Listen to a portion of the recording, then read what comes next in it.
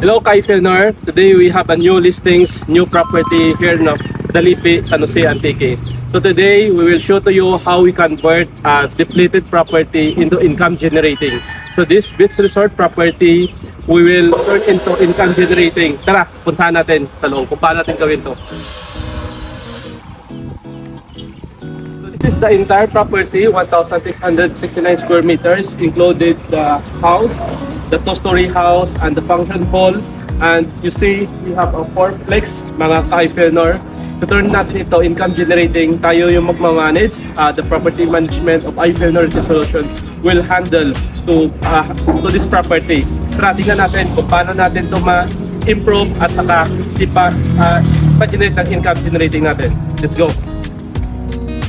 Kung nakita natin, may sira-sira na yung property natin. So, gagawin natin to, i-improve natin, gagawin natin to na i-enhance natin para mas maganda tingnan at i-landscape natin pa to later on kung nakita natin.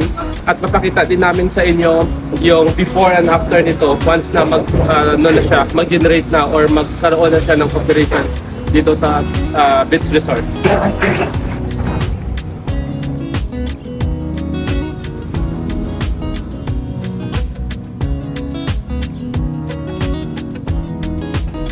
So today we have nag-meeting tayo ngayon sa ating unit. Richard, ano ulit na mo? Rafael. So this is Rafael. Siya yung nag-prepare at nag-renovate ng ating one unit apartment. And we have included dito yung toilet. So if you are looking for an apartment or stay for a short term, so this is the best bin namin ma-offer sa inyo. A rental property, a leasing property, iFenor. And it's a unit 1. And so yung unit also, i-renovate namin. Sabi ko nga, this is a depleted property. Binibinta na ng owner to while we are offering this to the client, while waiting for the right buyer.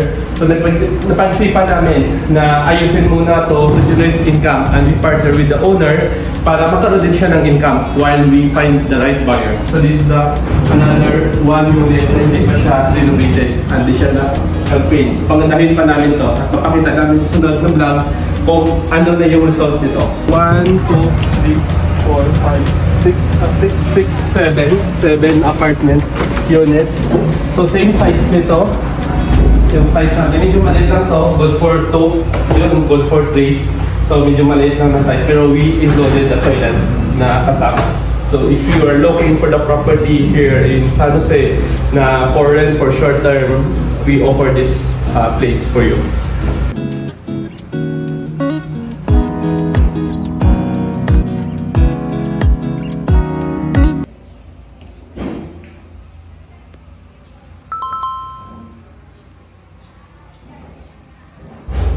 This is a storage room, so di siya na included. So we have 5 unit na 2 to 3 na tao, and with a family unit here in other side na meron siyang balcony.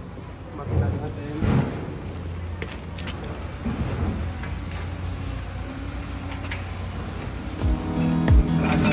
Family unit or kung naghahanap kayo ng mga madami kayong group, so this is the best unit.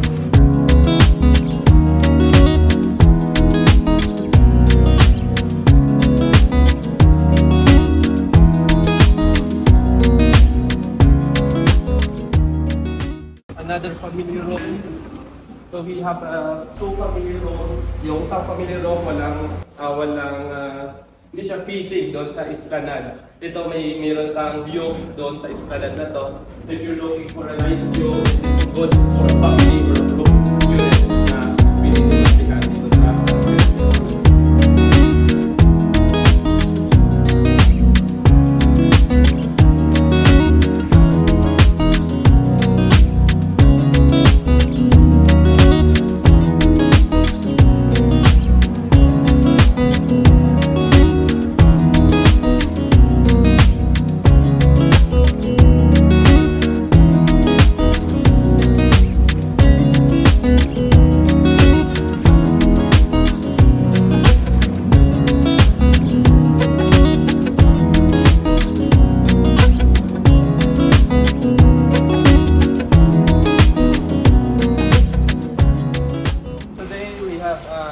foreman, yung foreman. This is Arnold.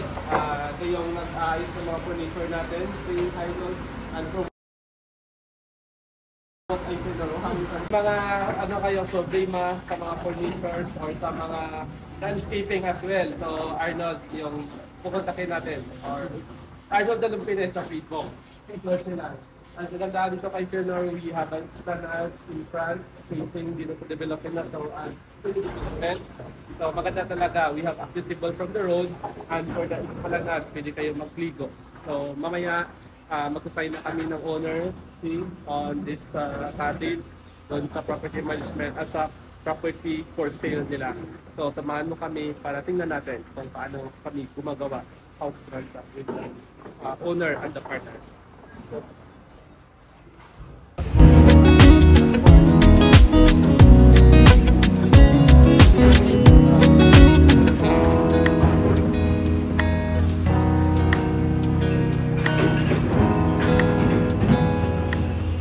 hello kay Fernor, if you know this kind of property, comment down below and we will give you a surprise gift if you know the locations of this property.